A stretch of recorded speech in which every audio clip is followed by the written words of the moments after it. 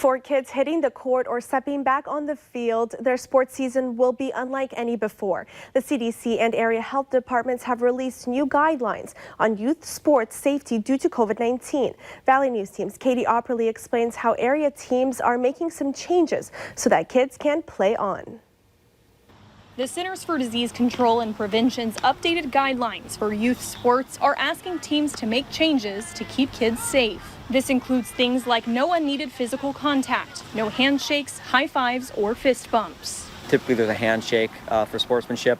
We wanted to keep the sportsmanship still in place. It's a very big component to our organization and the Red River Valley League that we have. And so each team goes to their respective line and they clap, do a round of applause to the other team or tip their hats and just saying good job and thanks for playing.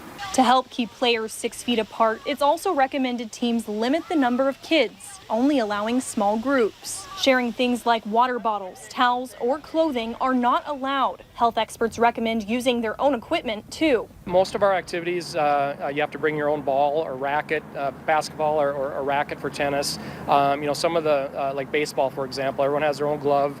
We sold individual helmets, so I suppose most of the kids have their own helmet.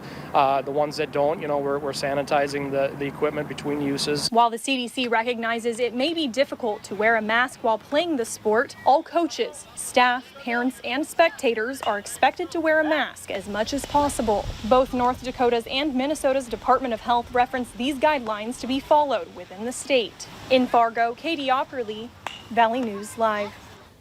CDC youth sports guidelines extend to the facility itself. Spectators must be able to socially distance, frequently touch surfaces and equipment must be disinfected, and if they are playing inside, ventilation systems or fans must be working to increase circulation of outside air.